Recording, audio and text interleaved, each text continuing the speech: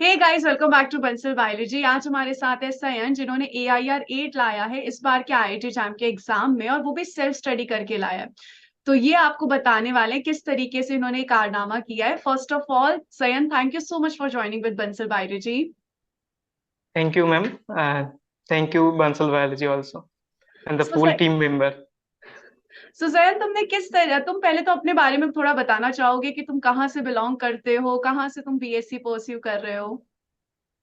I am from West Bengal. I am pursuing my BSc on microbiology from the Ramakrishna Mission Vidya Mandira, Belur Math, oh that's Howrah. Great. So Sayan, तुम third year में हो, तो फिर किस तरीके से तुमने कब प्रिपरेशन शुरू की थी, किस तरीके से प्रिपरेशन शुरू की थी अपनी।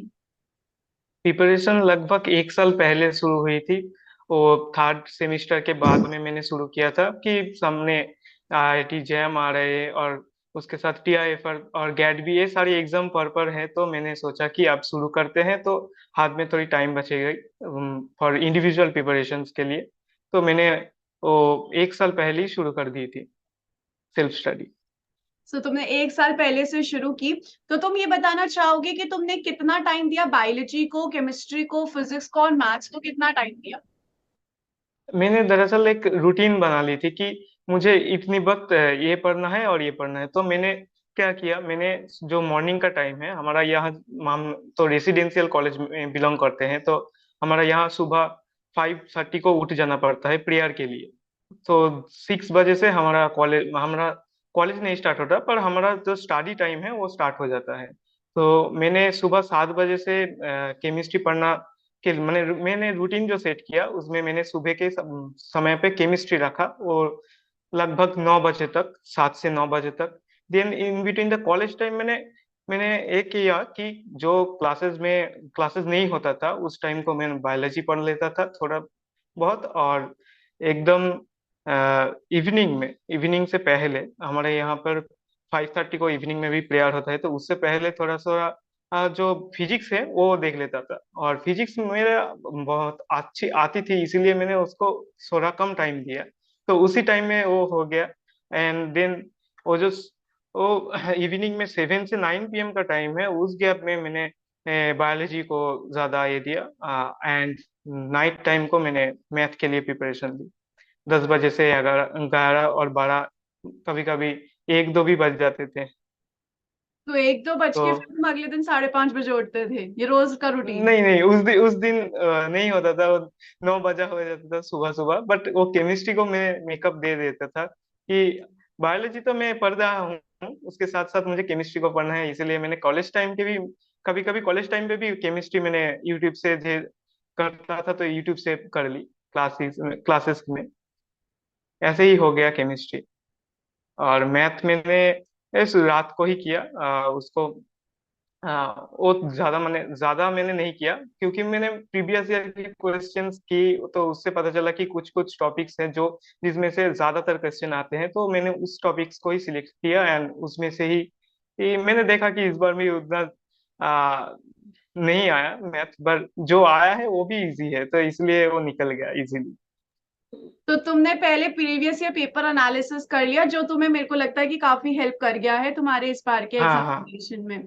और उसके हाँ। अलावा तुम अपने कॉलेज के ड्यूरेशन में भी पढ़ते रहते थे, IIT जैम की प्रिपरेशन करते रहते थे। तो ये भी एक बहुत अच्छी तुमने बात बताई है स्टूडेंट्स के लिए जिनका कॉलेज चल रहा है।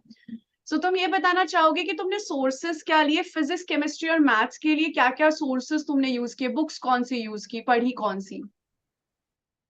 Basically I am from the Bengali, तो सो मैंने क्या किया, यहाँ पे जो बंगाली वर्जन्स का बुक होते हैं वो तो यूज किया ही, उसके साथ साथ हमारा जो रूममेट है वो भी केमिस्ट्री डिपार्टमेंट से बिलोंग करते हैं, तो उसके पास से केमिस्ट्री का हेल्प भी हो जाता था, और उनके पास भी बहुत एडवांस बुक थे, तो कोई भी डाउट होता तो वो लोग क्लियर कर देते थे, इसलिए केमिस्ट्री में कोई प्रॉब्लम ही नहीं थी। और जो फिजिक्स का पार्ट था वो मैंने 11 12 से ही किया, एकदम एकदम पूरा 11 12 रिवाइज मारा। एनसीईआरटी, बेसिकली मैंने एनसीईआरटी कभी फॉलो नहीं की, बट द जो मैं बुक यूज करते था वो थी छाया प्रकाशनी की। I don't know if you know about that, but I use Chhaya Prakashani, that's great books, but I used of them, and that's a from there I have completed my syllabus.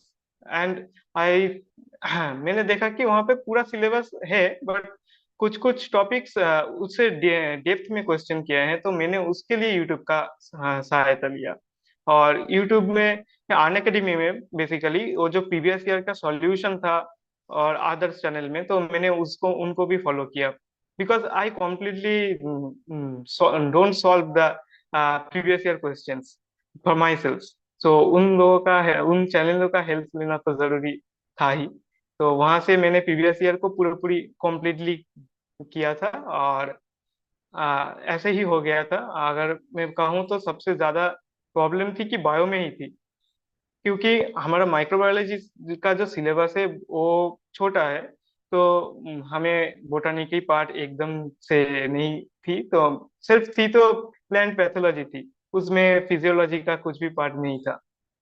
तो plant के लिए मैंने वो जो टॉपिक्स हैं आपका photosynthesis का, वो आपकी वीडियो से ही देखी थी।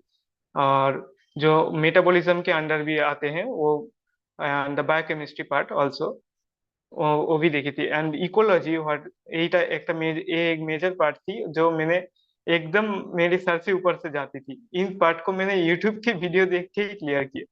और मैंने ज्यादा फोकस इस इकोलॉजी पे भी नहीं दिया था, क्योंकि ये मैंने देखा यहाँ से दो एक क्वेश्चन आते थे, और मैंने जो प्रिपरेशन किए थे उसके अंदर में वो जो एस्चुअरी वाला क्वेश्चन था वो मिल गया। तो वहीं से आ गया। तो मुझे लगा कि मैंने ओवरऑल सब सब्जेक्ट को देख के गया था कि अगर इजी क्वेश्चन होगा तो कुछ तो आ जाएगा। और ज्यादातर जो चैप्टर थी mall biology, biochemistry and others chapter, उन लोगों पे ज्यादा फोकस किया। एंड मैंने बताया कि मैंने शॉर्ट नोट किया करता था, और वो नोट हर दिन अपडेटेड होता था, क्योंकि वेरियस जगह से मैं जो इंफॉर्मेशन कलेक्ट करता था वो वहां पे ऐड कर देता था। सो तुमने ऐसे ही। फिजिक्स, हाँ हाँ, बताइए हाँ बताइए। बताइए। आप मैथ्स का आपने शायद अच्छा, नहीं बताया, मैथ्स का भी आप बताना चाहेंगे कि मैथ्स का तुमने कैसे प्रिपरेशन किया? मैथ का प्रिपरेशन मैंने कहा वो जो बुक्स थे वो बुक्स से ही हो गया। मैंने चैप्टर 5 6 चैप्टर को सिलेक्ट किया था, उससे ज्यादा नहीं था, क्योंकि मैथ मुझे उतनी अच्छी आती नहीं। मेरे 12th स्टैंडर्ड में भी मैथ थे, बट मैंने पूरा 2 साल और 3 साल में पूरा एकदम भूल गया था। तो मैंने 2 3 चैप्टर सिलेक्ट किए थे, वहां से एग्जाम्पल्स जो थे वो प्रैक्टिस किया, और देन हमारा प्रीवियस ईयर था। और मैंने तो कहा है कि वो जो मैथ का क्वेश्चन था वो बहुत इजी आया था, तो इजीली हो गया वो। सो तुमने मैथ्स और फिजिक्स के लिए सोर्स एनसीईआरटी रखा, और तुम्हारी जो बंगाल की बुक्स होती हैं 11 12 की वो हाँ हाँ। तुमने रखी, उससे हायर लेवल तुम हम्म। नहीं गए। ना। और बट केमिस्ट्री केमिस्ट्री, तुमने, बोलिए बोलिए। केमिस्ट्री लगा हायर लेवल का। केमिस्ट्री और बायोलॉजी तुमने हायर लेवल लेकर गए, और मैथ्स और फिजिक्स 11 12 लेवल का ही हम्म। पढ़ा। हम्म। इसके अलावा सहिन, क्या आपको बताना चाहेंगे कि आपने बायोलॉजी के लिए कौन कौन सी बुक्स रेफर की? क्या कोई स्टैंडर्ड बुक्स भी तुम रेफर करते, जैसे लेनिंजर, ब्रूस एल्बर्ट, या फिर कैसे क्या क्या क्या मैनेज किया? मैंने दरअसल जो बायोकेमिस्ट्री है वो लेनिंजर से सेकेंड ईयर में पढ़ा था। बट मेरा एक टीचर है, उसने वॉइड भी सजेस्ट किया था, तो वॉइड की बायोकेमिस्ट्री भी मैंने यूज किए हैं। और मॉलिक्यूलर बायोलॉजी के लिए वाटसन यूज किए हैं। जेनेटिक्स के लिए वो फायर फील्डर का जो बुक्स होता है वो, और हमारा तो बैक्टीरियल जेनेटिक्स ऑलरेडी प्रेजेंट था। बट जो मेंडेलियन जेनेटिक्स था उसके लिए एक बुक रिसेंटली यूज किया है, पर नाम याद नहीं। बट ये बुक स्पेसिफिकली हमने सेमिस्टर के लिए भी पढ़ा था, तो वहां से प्रिपरेशन ज्यादातर हो गया था। जो मॉल बायोलॉजी है, जेनेटिक्स है, और बायोकेमिस्ट्री, सेल बायोलॉजी के लिए मैंने कार्प यूज किया। मैंने कार्प खरीद भी लिया, अरे क्योंकि वाह। ऑनलाइन ऑनलाइन क्लास चल रही थी, और हमारे सेकेंड सेमिस्टर में सेल बायोलॉजी था। तो हाँ। मैंने सोचा कि खरीद लेते हैं सेल बायोलॉजी को।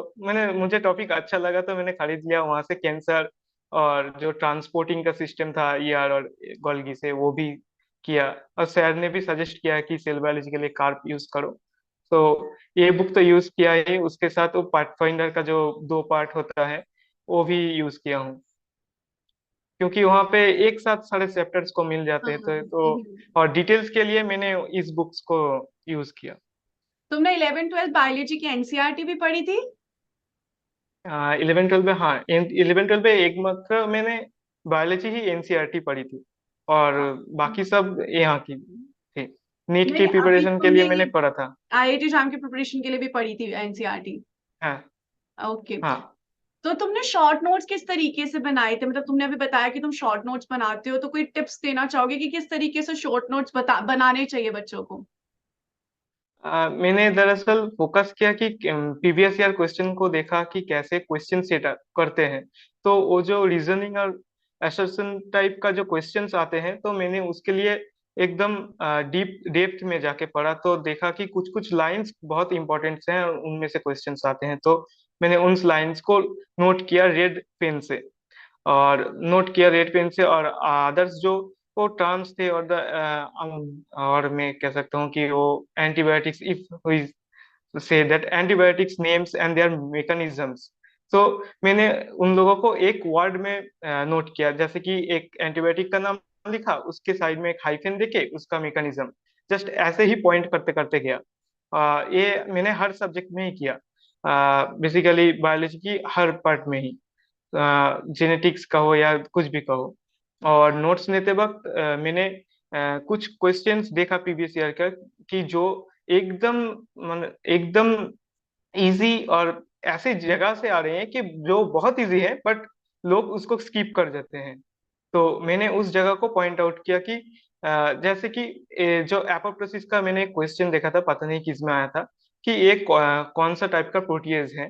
तो ये टर्म मैंने देखा एपोप्टोसिस की फास्ट लाइन में लिखा है, और nobody noticed that they in the first line वो लाइन लिखा है।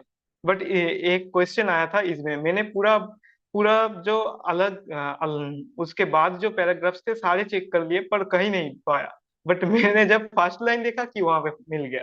तो ऐसे ही मैंने देखा कि कुछ कुछ इजी चीज है और जो बेसिक चीज है जो फर्स्ट लाइन में प्रेजेंट होते हैं, उन लोगों को इन्होंने डाल दिया। तो मैंने पहले पहले क्या किया कि जो डार्क इन डार्क होता है कि डार्क होते ना जो हाँ हाँ। राइट आपको इम्पोर्टेंट के लिए जो डार्क दिखाते हैं, मैंने उसको पहले यूज किया, उनको नोट किया।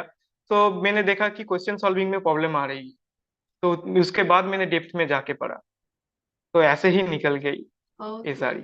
मतलब तुमने प्रीवियस ईयर पेपर्स को बहुत अच्छे से एनालिसिस किया है, वो हाँ, बहुत ज्यादा मैंने इम्पोर्टेंट। 10 इयर्स पूरी कंप्लीट की थी, पूरी। 2022 को छोड़ के। अच्छा। उसको बाद देके उसके बाद जो 10 इयर्स थे वो सारे कंप्लीट कर ली थी। और उन लोगों का प्रिंट आउट भी निकाला था, प्रिंट आउट निकाल के कई बार मैंने उस पे एग्जाम देने की कोशिश की, तो कोई अच्छे मार्क्स ही आए थे। हाँ मैंने हाँ हाँ कैलकुलेट किया था तो अच्छे मार्क्स ही आए थे। तो 54 फर्स्ट टाइम, देन 56 और 60 अराउंड आ रहे थे। तो मैंने हाँ। देखा कि हाँ, ठीक है, तो प्रिपरेशन सही चल रहा है, और ऐसे ही प्रोसीड किया। तो बट प्रीवियस। हाँ हाँ, बोलिए जो बोलिए। रूटीन था, मैंने वो मेंटेन करने का कोशिश करता था, पर होता नहीं था हर दिन। तो मैं कहूंगा अगर कोई रूटीन बना के कर रहा है तो उसको वो ओवर राइट कर जाए, कभी उससे कम ना हो, हाँ तो हाँ हाँ। और भी बेटर होगा। रूटीन वैसे मेंटेन नहीं रहता, कुछ दिन होता है फिर एक दिन का ब्रेक हो जाता है, हाँ। फिर कुछ दिन होता है, तो वो तो ठीक है, पर अगर अच्छे से अगर साल भर मेहनत करे तो बिल्कुल अच्छे से हो सकता है। हम्म। तुमने आईआईटी जैम के अलावा और कोई पेपर्स भी देखे थे प्रीवियस ईयर, या फिर सिर्फ आईआईटी जैम के एक देखे थे? मैंने उससे पहले टीआईएफआर के लिए टीआईएफआर 5 इयर्स कंप्लीट किए थे, पर वो बहुत ट्रिकी क्वेश्चंस थे। तो हाँ। उसमें से बायोलॉजी क्वेश्चंस बेसिक जैसा जैम में आते वो ऐसा तो नहीं आता, इसलिए वो किए थे, पर वो हम्म। काम नहीं आए ज्यादा। और गैट बी के क्वेश्चंस मैंने अभी तक नहीं देखे, गैट बी प्रिपरेशन के लिए अभी देख रहा हूँ अच्छा। Previous year. हाँ हाँ। मैंने वो सिर्फ जैम के ही क्वेश्चन में ही फोकस किया था। ओके। और जो उसकी वेबसाइट पे दिया था ना एक मॉक मॉक क्वेश्चंस देते, पेपर, हाँ हाँ हाँ। वो, हाँ, वो देखा, वो भी पूरा प्रीवियस ईयर से हम्म। एकदम तैयार किया था, तो वही किया, उससे ही हो गया। तो प्रीवियस ईयर पे तुमने फोकस किया ज्यादा, और तुम रोज करते थे। हम्म। और प्रैक्टिस कैसे करते थे, क्वेश्चन प्रैक्टिस? क्योंकि बच्चों को ये लगता है ना कि थियोरी पढ़ लेते हैं, उसके बाद प्रैक्टिस करनी पड़ती है, तो तुम हम्म। प्रैक्टिस कैसे करते थे, क्वेश्चन प्रैक्टिस? प्रैक्टिस बेसिकली मैंने तो वो तो 10 साल का क्वेश्चन सिर्फ 10 ही था, तो हाँ। इसीलिए मैंने क्या किया कि जो बुक्स हैं, बुक्स के जो पिछले हिस्से में क्वेश्चंस थे वो सॉल्व किए थे। ओके। और एमसीक्यू के लिए मैंने दरअसल और कुछ वैसे यूज नहीं किया, सही क्या। बट मैंने फोकस किया था बुक्स रीडिंग पे ही हम्म, ज्यादातर, तुमने बुक्स और रीडिंग, प्रीवियस ईयर पे। हाँ। प्रीवियस ईयर बुक्स रीडिंग पे फोकस किया, और जिससे बट तुम्हारी नॉलेज बढ़ती गई और फिर वो अच्छा रिजल्ट लेकर आ गई। और फिजिक्स केमिस्ट्री बेसिकली मैंने बुक से ही प्रिपेयर किया, क्योंकि बुक्स में बहुत एमसीक्यू रहते हैं, अच्छा। जो मैंने 11 12 में भी नहीं किया था वो हाँ भी हाँ। कर ली। क्योंकि ये मुझे लगा कि अगर मेरे पास इतना क्वेश्चन नहीं है तो यही सॉल्व कर लेते हैं, ताकि जो भी हेल्प हो जाए तो वही अच्छा है। तो नीट इसलिए लेवल के मैंने। एमसीक्यूज, नीट लेवल की जो बुक हाँ। होती है वही सब। तो फिर हम्म। वो हेल्पफुल। तो उस बुक से ही एमसीक्यू को प्रैक्टिस किया। मैथ मैथ की मैंने ज्यादा क्वेश्चन प्रैक्टिस भी नहीं की थी, जस्ट ओवरऑल जो फॉर्मूला था वो फॉर्मूला देख के किया था, वही काम आ गया। और मैथ अब आ भी थोड़ा कम रहा है, इस बार भी कम ही आया, पिछली बार भी कम आया था। Hmm. Let's see last year, next year क्या होता है। सो अब तुम्हारा हम्म। क्या प्लान है सयन, अब क्या करने का सोचा है, एमएससी करनी है, इंटीग्रेटेड पीएचडी करनी है, क्या प्लान है। मुझे लगता है मैं इंटीग्रेटेड पीएचडी करने जाना चाहता हूँ। आईआईएससी अच्छा। का फॉर्म भी फिलअप किया है। हाँ हाँ। और आईआईटी खड़गपुर मेरे यहाँ से बहुत क्लोज है, तो मैं हाँ प्रेफर भी करता हूँ कि आईआईटी खड़गपुर में जो है केमिकल एंड हाँ हाँ मॉलिक्यूलर बायोलॉजी इंटीग्रेटेड पीएचडी में वो भी हाँ हो हाँ। जाए। तो अच्छा अच्छा। अगर आईआईएससी बेंगलोर में इंटरव्यू क्रैक कर देते हूँ तो वही प्रेफर करूंगा। देन नहीं तो आईआईटी खड़गपुर। हाँ। आईआईएससी और बैंक तो सपना होता है स्टूडेंट्स का जाने का, और आपको तो बिल्कुल मिलेगा। हाँ, देखता हूँ कैसा होता है अच्छा ही होगा। इंटरव्यू। हाँ हाँ। हाँ। बोलिए, आप कुछ और बोलिए। एमएससी के लिए मैंने आईआईटी बॉम्बे वही प्रेफर करता हूँ। शायद हो जाएगा, बट मेरा ड्रीम है कि मैं इंटीग्रेटेड पीएचडी में जाऊं। और इन दोनों में आईआईटी खड़गपुर या नहीं तो आईआईएससी बेंगलोर कोई आईआईएससी एक मिल जाए। वो तो और बिल्कुल। अगर गेट बी की प्रिपरेशन कर रहा हूँ, पर गेट बी में वो आरसीबी जो है उसमें जाने की कोई इरादा नहीं है मेरा अच्छा अभी नहीं। तक। कोई नहीं है। उससे मुझे जेएनयू बेटर लग रहा है कि एमएससी के लिए। ओके, मतलब एमएससी। आईआईएससी बैंगलोर तुम्हें मिल जाएगा, वैसे आईआईएससी बैंगलोर जो है बहुत अच्छा इंस्टीट्यूट है, with IIT Kharagpur is also good. So सैन, तुम ये बता सकते हो, अगर कोई स्टूडेंट अगले साल के लिए प्रिपेयर कर रहा है आईआईटी जैम के लिए और सोच रहा है सेल्फ स्टडी से करने की, तो तुम क्या उनको कुछ टिप्स देना चाहोगे कि वो किस तरीके से करे ताकि अंडर 10 रैंक उनकी भी आ जाए। हाँ, पहले तो मैं बताऊंगा कि अगर सेमिस्टर की सिलेबस में कोई टॉपिक आ रहा है जो जैम में है, हम्म आईआईटी जैम में, तो वो टॉपिक को पूरी डिटेल से पढ़ ले, हम्म। क्योंकि बाद में वो बहुत हेल्प करेगा। Okay. क्योंकि अगर कोई समझने वाला क्वेश्चन आती है तो वो टॉपिक अगर वो ध्यान से पढ़े तो वो क्लियर हो जाएगा वहीं से, जैसे कि हमारे सिलेबस में था। जेनेटिक्स, बायोकेमिस्ट्री, ये सभी थे, तो उनसे बहुत हेल्प मिली। Okay. सेकेंडली कहूंगा कि सेल्फ स्टडी के लिए एक रूटीन तो बनाना चाहिए। आप चाहे चाहे उसको ओवरराइड करने की, बट वो होगा, चाहे तो कर सकते हैं। और थर्डली सेल्फ क्वेश्चन प्रैक्टिस के लिए मैं सजेस्ट करूंगा कोई क्वेश्चन बुक्स अगर अवेलेबल हो वो खरीद लिया जाए तो मैं प्रेफर करूंगा कि वो जो पथफाइंडर का जो बुक्स है वो क्वेश्चन का। और यूट्यूब से अगर पढ़ना चाहते हैं तो पढ़ सकते हैं, क्योंकि वहाँ पे बहुत सारे बहुत मटेरियल्स, मैंने ऐसे वीडियोस हैं जो बहुत ही इंफॉर्मेटिव है। तो यूट्यूब प्रेफर मैं करूंगा, क्योंकि जो अंडरस्टैंडिंग नहीं हो रहा है उसके लिए यूट्यूब प्रेफर करूंगा, जो टेक्निक्स का पार्ट है उसको भी। और अदर और क्या है, सेल्फ स्टडी, सेल्फ और ज्यादा कुछ स्टडी करो नहीं। और पेपर एनालिसिस, सबसे पहले तैयारी शुरू हाँ, करो, पेपर पेपर एनालिसिस एनालिसिस से ज्यादा। करो, राइट। हाँ, पेपर एनालिसिस मैंडेटरी है, वो बहुत मैंडेटरी। हेल्प करता है। और क्योंकि तुम्हें। मैंने देखा जो 20 साल के पहले जो क्वेश्चंस थे उसमें ज्यादा फिजिक्स, केमिस्ट्री और मैथ भी ज्यादा आते थे। बट हम्म, जो 20, 21 और 22 का क्वेश्चन है उसमें ज्यादा नहीं है, मैथ का पार्ट और भी रिड्यूस हुआ है। तो प्रोसेस थी, मैंने कहा कि सेल्फ स्टडीज की, वहाँ पे जो कोई प्रीवियस ईयर क्वेश्चन है वो एनालिसिस बहुत मैंडेटरी है। ज्यादातर जो अगले 5 साल्स हैं वो करना चाहिए। उससे अंदाजा मिल जाएगा कि कितना की कौन सी पोर्शन से कितना क्वेश्चंस आ रहे हैं, तो उससे आइडिया लग जाएगा। और आपका प्रिपरेशन आप उसी में फोकस कर सकते हो जो ज्यादा आ रहे हैं। तो इसीलिए पेपर एनालिसिस बहुत इंपॉर्टेंट है। Paper analysis is very important. और क्या लगता है स्टैंडर्ड बुक्स भी बच्चों को पढ़नी चाहिए? मतलब ऐसा होता है ना सयन के स्टैंडर्ड बुक्स समझ में नहीं आती, उनकी जो लैंग्वेज होती है वो थोड़ी डिफिकल्ट जाती है बच्चों को। तो किस तरीके से बच्चे हम्म। शुरुआत करें स्टैंडर्ड बुक के साथ, और स्टैंडर्ड बुक जरूरी है आईआईटी जैम एग्जाम को क्लियर करने के लिए आपके पॉइंट ऑफ व्यू से?